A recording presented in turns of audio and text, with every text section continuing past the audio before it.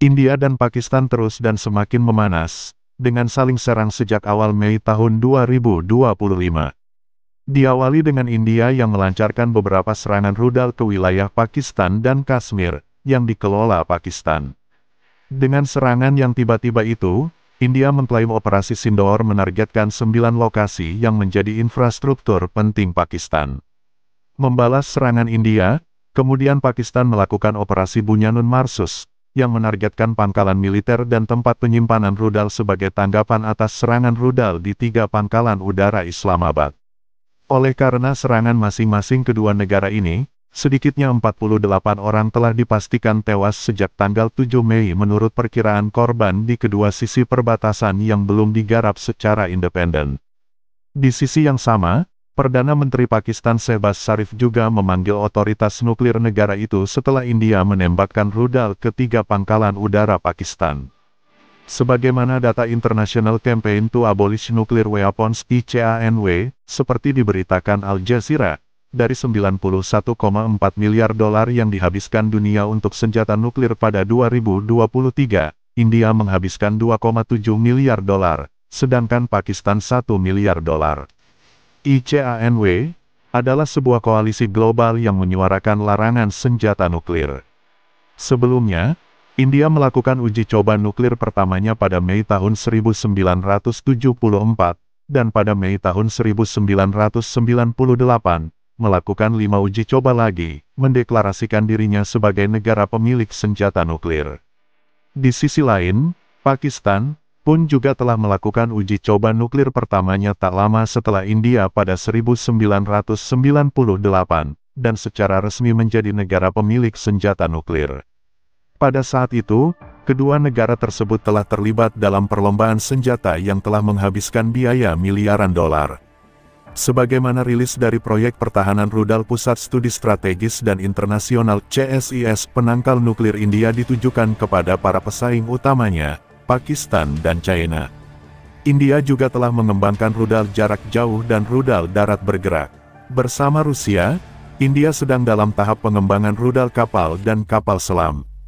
CSIS kemudian menyatakan bahwa persenjataan Pakistan sebagian besar terdiri dari rudal balistik jarak pendek dan menengah bergerak, yang memiliki jangkauan yang cukup untuk menargetkan India.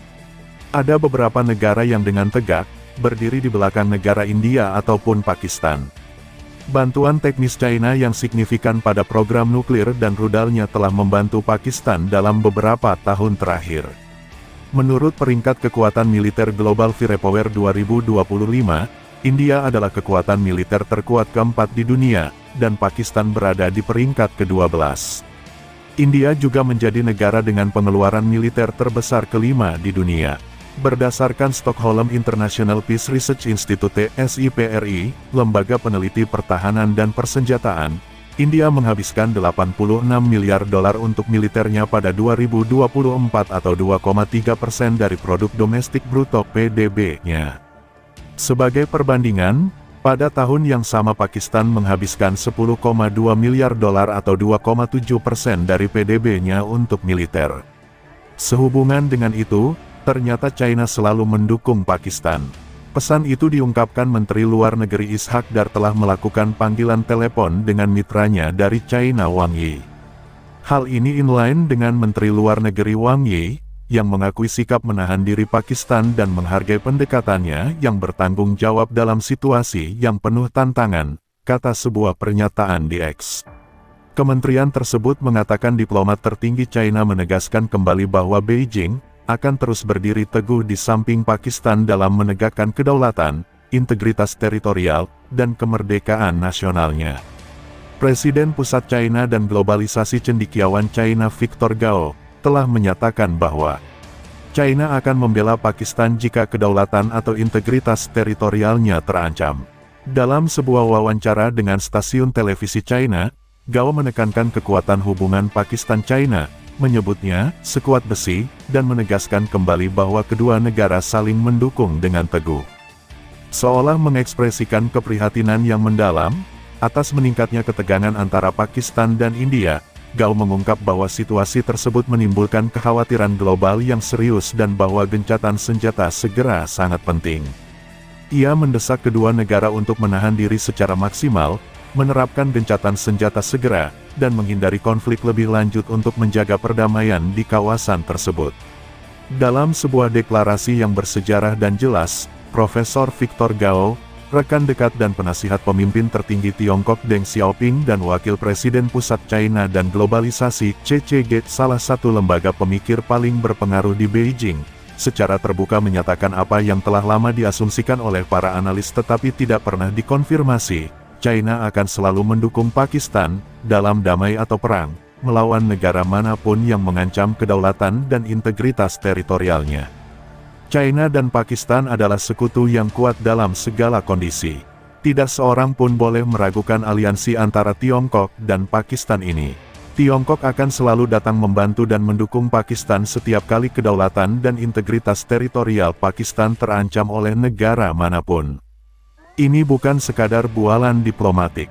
Sebagaimana yang diberitakan di televisi India di hadapan para komentator strategis, pernyataan Gao merupakan pesan strategis yang tegas, yang tidak hanya berbobot karena posisinya saat ini, tetapi juga karena kedekatannya dengan elit pembuat kebijakan China.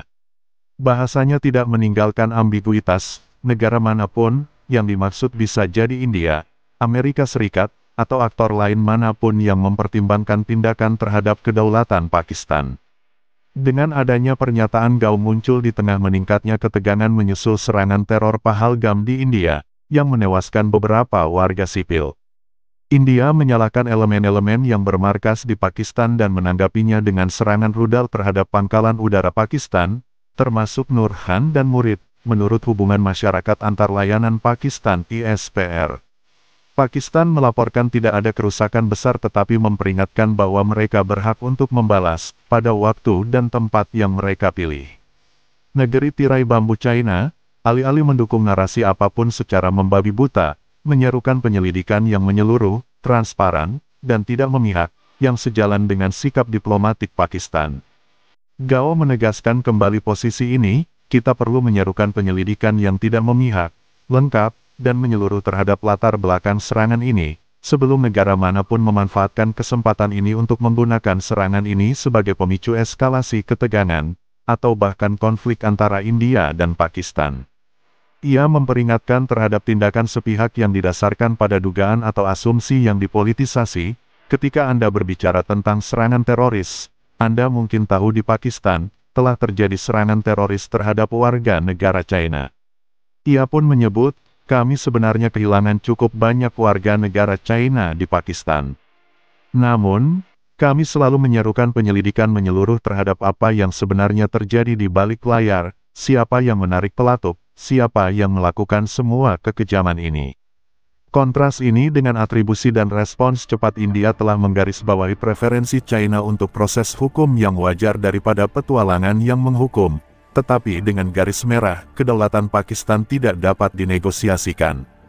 Mengutip dari The Islamabad Post, pernyataan Profesor Gao sesuai dengan fakta di lapangan. Lebih dari 60% persenjataan militer Pakistan saat ini berasal dari Tiongkok. Ini termasuk jet tempur JF-17 Thunder, yang dikembangkan bersama dengan China, kapal selam kelas Yuan, yang menyediakan kemampuan serangan kedua, sistem pertahanan udara seri Haki, yang melengkapi kedalaman strategis Pakistan dan rudal jelajah dan balistik P-10 dan P-15, yang meningkatkan jangkauan taktis Pakistan. Laporan terkini mengindikasikan kedatangan pesawat kargo Y-20 China di Pakistan, yang diduga mengirimkan peralatan pertahanan dan menandakan kesiapan untuk kesiapan bersama. Interoperabilitas militer yang berkembang ini mengindikasikan bahwa aliansi militer China-Pakistan tidak hanya bersifat teoritis, tetapi aktif dan semakin mendalam.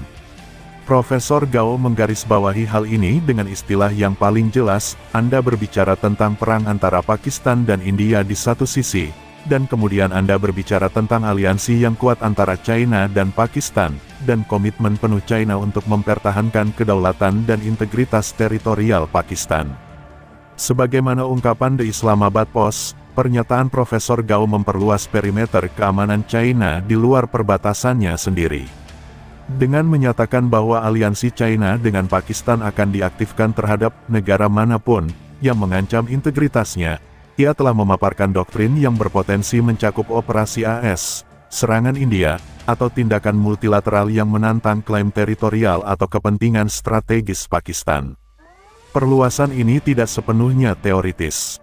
China telah terlibat dalam beberapa konfrontasi proksi, dengan Amerika Serikat atas Taiwan dan perdagangan, dengan Filipina atas Laut Cina Selatan, dan sekarang, mungkin, dengan India atas Pakistan. Maka, tidak mengherankan jika Gao memperingatkan tentang konsekuensi bencana dari eskalasi. Memburuknya situasi antara India dan Pakistan merupakan alasan untuk sangat khawatir. Ini adalah dua negara besar, keduanya dipersenjatai dengan senjata nuklir, konsekuensinya akan terlalu berat bagi India atau Pakistan. Ia memperingatkan agar tidak melihat krisis seperti itu melalui sudut pandang yang terbatas. Inilah saatnya bagi India dan Pakistan, dan semua pemangku kepentingan lainnya, untuk bekerja sama dengan sangat erat guna mengungkap akar permasalahan situasi, daripada membiarkan serangan ini menjadi pemicunya. Mungkin bagian yang paling mengkhawatirkan namun kurang dihargai dari pesan Gao muncul dalam pernyataannya tentang persenjataan air, ancaman nyata di wilayah yang bergantung pada cekungan Indus. Sebelumnya, India mengancam akan memotong atau mengurangi akses air Pakistan berdasarkan perjanjian perairan Indus.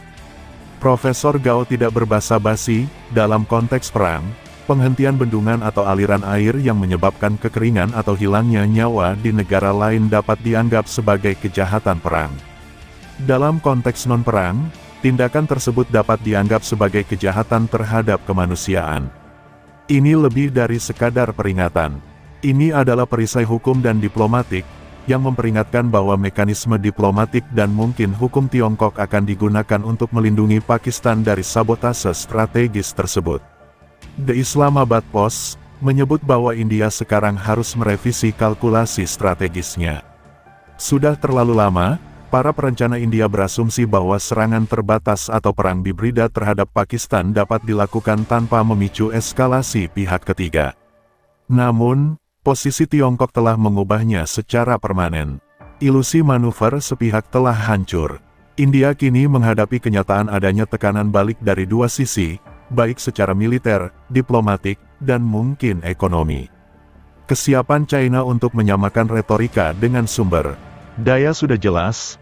Pakistan, yang diperkuat oleh dukungan Tiongkok, tidak lagi terisolasi secara strategis. India harus bertanya pada dirinya sendiri, apakah ia siap menghadapi konfrontasi tidak hanya dengan Pakistan, tetapi juga dengan Pakistan dan Tiongkok yang bertindak bersama-sama, meskipun situasinya gawat. Pernyataan Profesor Gao juga merupakan undangan untuk meredakan ketegangan. Ini adalah waktu yang tepat untuk menyerukan kepada India dan Pakistan agar menahan diri secara maksimal dan mencari solusi damai. Seruan itu tidak boleh diabaikan. Melalui 1,6 miliar orang yang tinggal di wilayah konflik antara Himalaya dan Laut Arab, biaya eskalasi lebih lanjut bukanlah sesuatu yang abstrak, tetapi eksistensial untuk saat ini. Pesan dari Beijing tidak salah lagi. Tiongkok akan berjuang bahu-membahu dengan Pakistan jika India berani mengubah Asia Selatan menjadi medan pertempuran.